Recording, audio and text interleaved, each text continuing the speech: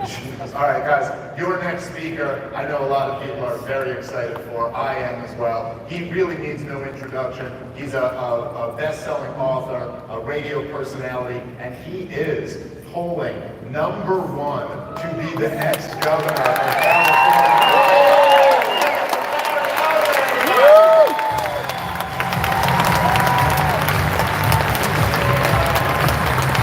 Standing ovation.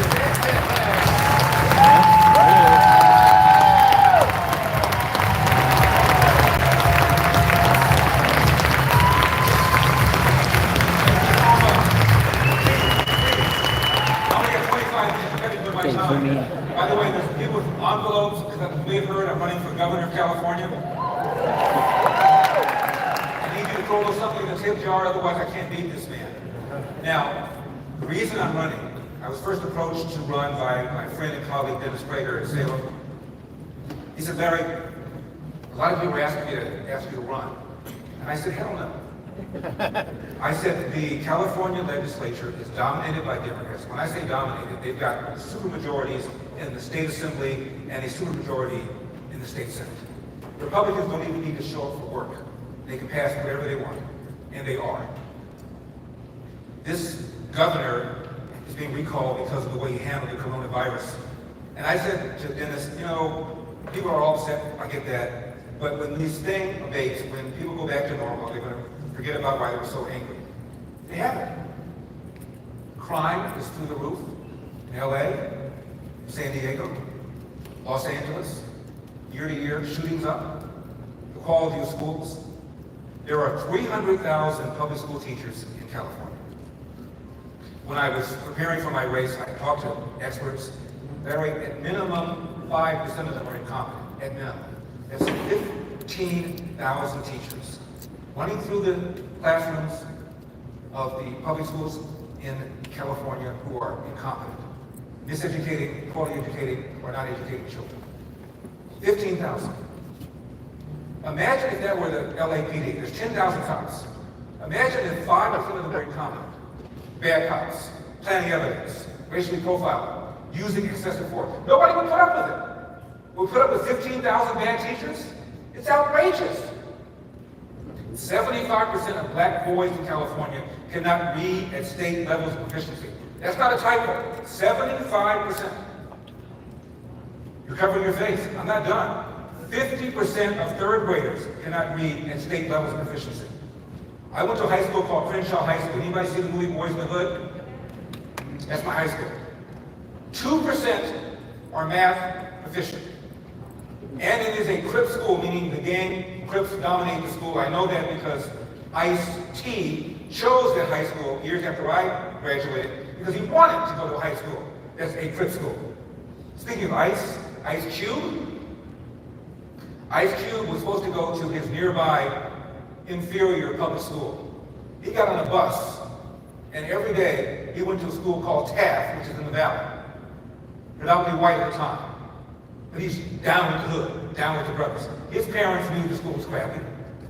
2/3 of black parents, after the coronavirus, 2/3 say they don't want to send their kids back to LAUSD, LA Unified School District. 2/3, because they were able to watch on video how bad the education was. And when that study came out, the district put out a statement and said, we need to develop inclusive strategies to approach the academic support of black students. We need to? What have you been doing since they were in kindergarten? This is outrageous. There was a study about where public school teachers send their own kids. Average family, 10% of Americans have their kids in private school. 6% of black families. 44% of Philadelphia public school teachers with school-age kids have their own kids in private school. 39% of Chicago school teachers, public school teachers with school-age kids have their own kids in private school. Twice as many teachers, LAUSD, have their own kids in private school compared to families that do not have a public school teacher in it. What does that tell you? It's as if you open up a restaurant, hung up a sign and said, come on in, just don't eat the food. And the teachers union are adamantly adamantly opposed to school choice. Why? Because even if it's a charter school, the teachers are not automatic union members and they don't automatically pay the dues. So therefore, they are adamantly opposed to charter schools while putting their own kids in private school. That is one of the big reasons I'm running. When I was a kid, I went to 4 different high schools. Eric had some issues, we won't talk about that. But I was bused from Crenshaw because I had exhausted all the Spanish. I made A's in Spanish. I thought I was a world beater. I went to a school called Fairfax. Night and day. The kids were predominantly Jewish. I know that because during Yom Kippur, you could come to campus or not. Only 2 people came that day, myself and a janitor. These kids were fluent in Spanish. I did not believe you could learn how to speak a language and attain fluency in a classroom setting. I thought you'd learn how to conjugate a few verbs, learn some nouns, and then maybe when you go to Mexico, you can put it all together. These kids were fluent. For the first time in my life, I got a D. Funny little thing, a D, I never got a D before. I came home that first day and I was crying. I told my mother I thought I got ripped off. I said, I know I could have kept up with these kids if I had the same kind of demands placed upon me as long as they had. And she started crying too. And she said, Larry, I know your father and I should have put you in a better school. We didn't have the money. Maybe someday you can grow up and do something about it. Well, that someday is here.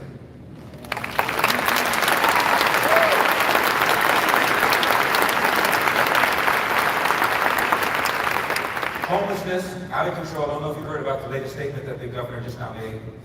He basically said, well, people who are homeless, they should come to California because that's where you have your dreams. Inviting people who are homeless to come to California. It is estimated that California has anywhere from 25% to 50% of the nation's homeless. And he's inviting more to come. And their solution is to build housing, which sounds on the surface like it might be a good idea. But if you haven't dealt with the underlying reason about why people are homeless in the first place, building a home is not going to do anything. You can't make them go, you can't make them stay. And furthermore, a bunch of other people from other states, cold weather climates, are going, wait a minute, I can go to California and they'll treat me with compassion and care, and I get a free home? Come on down! So cops are telling me that a whole bunch of people on Skid Row aren't even from California. Crime. The voters foolishly voted for something called Proposition 47 a few years ago. It was sold and they bought it. And the idea was people who steal are stealing to support a drug habit. They shouldn't go to jail. They should go to rehab. The latter part makes sense. What happened is, if you make it a misdemeanor, $950, by the way, you can steal that amount of money every single day. And if you get caught, they write you a ticket. You have to show up for court. So I spoke to the sheriff of LA County, his name is Alex Villanueva. And he said, they've taken away our stick. What's the incentive for somebody to go into rehab if the alternative is you go to jail? So you approach somebody on the streets who's doing drugs, try to get them in rehab, and if I don't, what are you going to do to me? So all you've done is allow people to steal $950 every single day. Targets, Walmarts, Walgreens, all these stores have now closed in the Bay Area because people are stealing. Go online, look at video. People are just going out like this, walking by the guards. What are you going to do to me? Nothing. It's insane.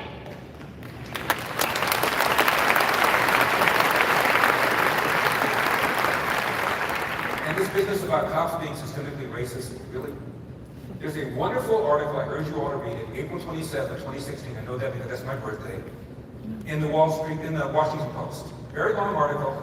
Study after study after study showing not only the cops are not engaging in systemic racism, but if anything, the cops are more hesitant, more reluctant to pull the trigger on a black suspect than a white suspect.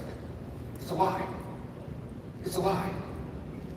Another one, July 2016, same year, New York Times, front page, about an economist named Roland Fryer. And he just knew because of Freddie Gray and Michael Brown and Tamir Rice, the one that was in Cleveland with the replica gun, all these so-called high-profile shootings. He just knew the police were using deadly force disproportionately against black people. So he did a study. He said it was the most surprising finding of my career. Not only were the police not engaging in this kind of deadly brutality against black people, they were more reluctant, more hesitant to pull the trigger on a black suspect than a white suspect. probably for fear that if they did so, they'd be accused of racism. It's a lie. And as a result of this lie, what are cops doing? Any cops here? You know what I'm talking about? Much of police work, most of it, is discretionary. You don't have to get out of the car if you don't want to. See something that looks suspicious. So people are just driving right on by, answering radio calls, and they're not engaging in what we call proactive policing. Bad guys know it, crime goes up, and guess who gets hurt? The very black and brown people that the left claim that they care about. This is what's going on, and it's absolutely outrageous. If anybody had a reason to think America was systemically racist, it's my father. My father left home, he was 13 years old, kicked out of the house by his mom. He was quarreling with his mom's then boyfriend. She had a series of boyfriends, each one more irresponsible than the other. Came home one day, quarreling with the boyfriend. Mom sides with the boyfriend, throws my father out of the house, never to return. We're talking about a black boy, Jim Crow South, at the beginning of the Great Depression. My father became a Pullman porter on the trains. They were the largest private employer of blacks in those days. And he came out to California, to Los Angeles on a run. And he couldn't believe that you could walk in the front door of a restaurant and get served. My father always had cans of tuna and crackers because he said you never knew in the South if you were going to be able to get a meal. So he didn't know, maybe someday I'll relocate to LA. Pearl Harbor. My dad joined the Marines. I said, Dad, why the Marines? He said, they go where the action is, and I love those uniforms. Stationed on the island of Guam, World War II, in charge of cooking for the colored soldiers. My father can look at a cake and tell you that's how good he is. War's over, he goes back to Chattanooga where he met and married my mom to get him a job as a short order cook. And he's told to his face, we don't hire niggers. Goes to the unemployment office, the lady says, you went to the wrong door. He goes out and sees colored only. Goes through that door to the very same lady who sent him out. She just wanted him to know what the rules were. He came home, told my mother, this is BS, I'm going to LA, I'm getting a job as a short order cook. Comes out to LA by himself, walks around, and he's told, you don't have references. My dad said, I need references to make ham and eggs. This time, one door, unemployment office. Lady says, I have nothing. My dad says, I'll sit there until you find something. My dad sat in the chair for a day, sat in the chair for half a day. She calls him up, I have something for you. It's a job at Nabisco Brand Breads cleaning toilets. My dad took that job for 10 years, took a second job at a second bread company cleaning toilets, cooked for a family on the weekends, and went to night school 2 or 3 nights a week to get his GED. That's why the man was always grouchy, he never slept. And I hated my father because he was so angry all the time. We do the slightest thing, he'd hit the bell and whack us. And I just didn't understand why the man even had children if you're going to treat them like this. So I'm 15 years old. My father started a little cafe. Unfortunately, I started working for him. So I worked for him from the time I was 10 years old until I was 15. My dad would get mad at me, would curse. It's a little diner. Everybody could hear it. And I'm sick of him cursing at me. I'd love to tell you, I said to him, see here, you and I are going to sit down and talk about whether or not we can have a mature relationship because I'm tired of the way you treat me. I couldn't say that to him. I was afraid of my father. So I walked out at 15 years old. Restaurant, little diner, was full of people. The waitress had called in sick, so I left my dad in this restaurant, full of customers. My dad came home that night and said, why didn't you leave? And I said, Dad, I got sick and tired of the way you spoke to me. My dad paid me $10 a day plus tips. He balled up $10. He threw it at me on the bed. He walked out, and my father and I did not speak to each other for 10 years. When I say didn't speak, I mean nothing. I mean, not even, is it going to rain? How about those Rams? What about the Dodgers? I said nothing to the man. And it was easy. He worked long hours, and I was in high school. I graduated from high school. I go to college in the East Coast. I go to law school in the Midwest. I would come back to visit my mom, of course, but I'd just make sure we were never in the same room. Not a big house, but able to avoid it. Now, I'm 25 years old. I have just passed the California bar, the Ohio bar. I'm making the equivalent of around $150K, and I should be living large, but I can't sleep. And I know it has to do with my father. Not that I ever thought my father and I were going to be friends. But I was in Ohio. I called my secretary, canceled my appointments for 3 days. I'm going to LA. Didn't tell my parents I was coming because I didn't want my dad to be ready for this summit. The restaurant closed at 2:30. I took a cab from LAX to the restaurant. I got there at 1:30. My dad was shocked to see me. He said, should I put your bag in? I said, no, Dad, I'm only going to be here for 5 or 10 minutes. I want to tell you something. He said, okay. Wait for an hour. So I said to myself, all right now, Larry, don't tee off on the man. Don't tell him everything he's ever done to you. Just give him the highlights, 5 minutes, out the door. He'll probably call you an ungrateful son, then maybe you'll be able to sleep. So I sat there for an hour, and I said, okay, I'm going to shut this down. I'm not going to jump all over him. So he sat down, and I jumped all over him. I teed off. If you're getting to know me, you know how I can go. So I told him every whipping, every spanking, anything he ever said. At the time he whipped me in front of my cousin Elaine, that was embarrassing. I told him everything, and I talked nonstop. He just took every now and then he'd refresh his coffee, and he would listen. Nonstop for 20 minutes. After 20 minutes, I was out of ammo. I had nothing else to say. My dad said, is that it? You stopped speaking to me for 10 years because of that? And I said, yeah. For the first time, I saw my father cry. I never thought the man could summon the ability to make tears. I didn't think he had the power. He said, let me tell you about my father. He said, you know your last name, Elder? I said, yes. He said, that's not the name of my father. I said, what? What's your father's name? He said, I don't know, never met him. I told him about his mom. She didn't work, series of boyfriends, each one more irresponsible than the other one. Elder was some dude in his life the longest who was physically abusive to him, physically abusive to his mom, and when he tried to stop his mom, he got his butt kicked. And then he came home, 13 years old, kicked out of the house because he was quarreling with his mom. My dad and I talked for 8 hours. He told me everything about his life, everything he ever did, everything he ever went. And the man got bigger and bigger and bigger and bigger, and Larry got smaller and smaller and smaller, and now I'm crying. And I said, Dad, please, forgive me. My father said, there's nothing to forgive. You didn't know, you were a kid. Just follow the lessons I've always given you and your brothers. Hard work wins. You get out of life what you put into it. He said, Larry, you cannot control the outcome, but you are 100% in control of the effort. And before you bitch, moan, and whine about what somebody did to you, go to the nearest mirror, look at it, and say to yourself, what could I have done to change the outcome? And finally, my Republican father said, no matter how hard you work, how good you are, sooner or later, bad things are going to happen to you. How you address those bad things will tell your mother and me if we raise a man. If anybody had a reason to talk about reparations, critical race theory, it's my father. My father believed in America. He believed in this country. My father would not allow us to be victims. My mother would not allow us to think of ourselves as second-class citizens. When I was in high school, we read a poem by a man named County Cullen. It goes like this. While riding through old Baltimore so small and full of glee, I saw a young Baltimorean, people looking straight at me. Now, I was young and very small, and he was no whit bigger, so I smiled. And he poked out his tongue. He called me bigger.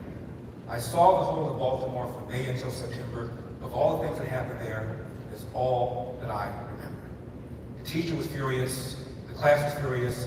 I was furious. The teacher talked about this is going to be a permanent stain on his psyche. He will always think of himself as a second-class citizen. As I was coming home, I knew my mother was going to have a different take on the poem. I didn't know what it was going to be. So I walked in the house, mother's cooking a big pot of greens and frying some chicken wings, my favorite. I said, Mom, we read a poem in class. I want to get your reaction. She said, what is it? It goes like this. While riding through a Baltimore so small and full of glee, I saw a young Baltimorean, people looking straight at me. Now, I was young and very small, and he was no bit bigger, so I smiled. But he put out his tongue and called me nigger. I saw the whole of Baltimore from May until September. Of all the things that happened there, it's all that I remember. My mother took the spoon out of the pot, hit it on the side, and said, Larry, what a damn shame he allowed something like that to spoil his vacation. How many wings do you want?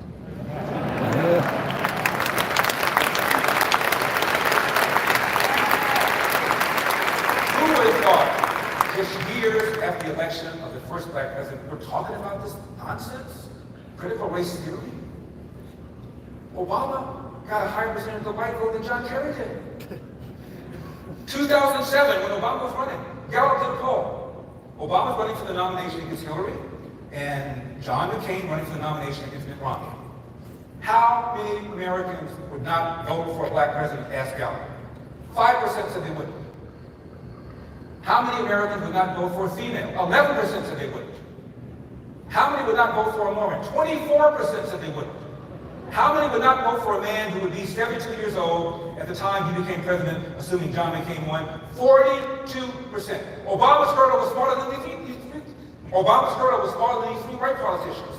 We're talking about this? This is nuts. This is nuts. When Obama was running, he gives a speech before a historically black church. And he says, the Moses generation, referring to the generation of Martin Luther King, has gotten us 90% of the way there.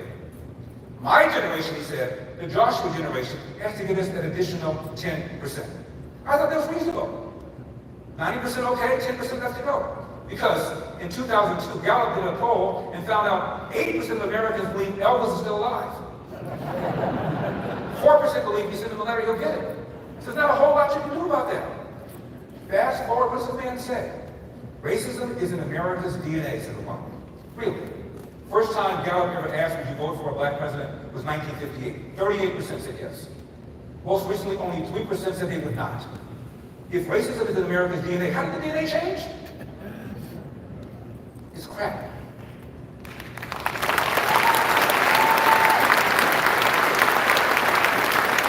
And the thing that's sad is Obama knows it's crap. When he was running, the first interview that he had was 60 Minutes with a guy named Steve Crofts. He wasn't the front runner yet, but he's coming. And Crofts said to him, Senator, if you don't win, will it be because of racism? I'm at home by myself. And I said, let me see how this guy answers this question. He'll tell me everything I need to know about him. And Obama said, no. If I don't win the nomination, it will be because I have failed to articulate a vision that the American people can embrace. I said, hallelujah. I'm not going to vote for a tax-raising, regulatory, expanding government Democrat. I don't care what race you are. But at least he's not what I call a victim. Fast forward, every race party picked up. He picked it up. I mentioned already the DNA thing. Al Sharpton comes to the White House over 70 times. There's a place called Ferguson, he said to the United Nations. Ferguson, as you know, was alive. Michael Brown did not have his hands up, did not say don't shoot. The cop was completely exonerated. Race part after race part after race part, because Obama realized in order for him to get reelected, for Democrats to remain in power, you have to tell 30% of the electorate, black people and white liberals who feel guilty, that racism remains a major problem in America, even though the man knows it's not true. It's disgusting. It really is. I only have a minute left to go. Let me tell you a quick story, perfectly true story. Every word of the story is true. My girlfriend and I were in an area of LA called Santa Barbara, very affluent area. If you know Santa Barbara, demographically, not exactly Wakanda. So I'm getting out of the car, and as I get out of the car, I hear somebody say, deep voice, hey, want a banana? Now, I'm from the hood, so I'm trying to assess the situation. Depending on how big the guy is, I'm not sure what I'm going to do.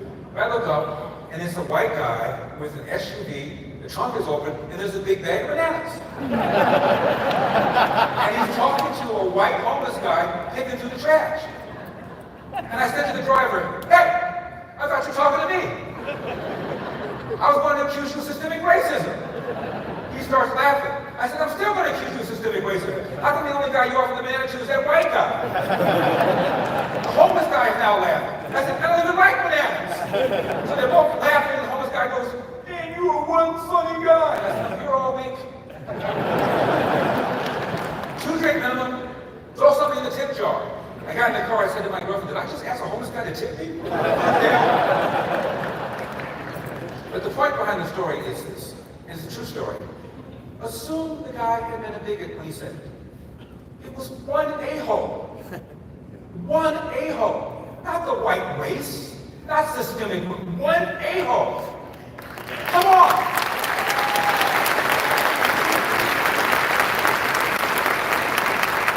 If the goal is to remove every single bigot from the country, then we're going to be having this conversation forever.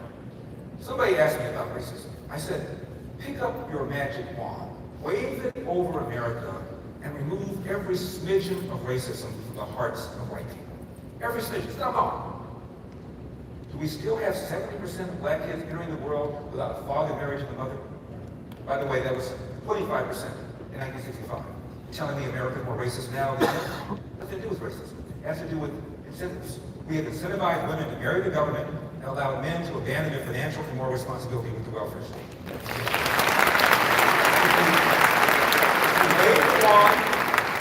We still have 50% of black kids dropping out in many of our urban schools. We still have 25% of young black men in many of our urban cities with criminal records in jail, on parole, or on probation.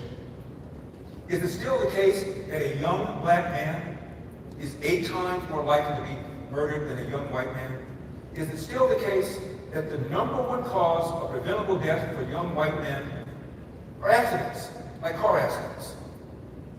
The #1 cause of preventable death for young black men is homicide, almost always at the hands of another black man.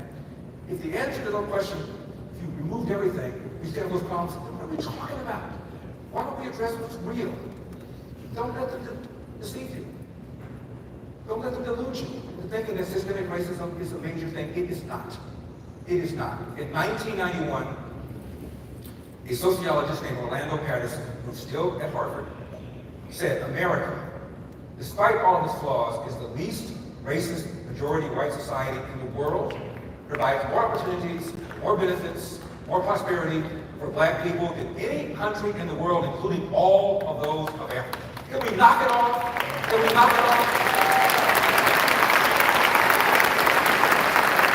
I've got the hook here. It's about time. Please wrap up. All I want to tell you is don't forget the gentleman with the envelopes. May God bless you. May God continue to bless the United States of America. I love you. I love you.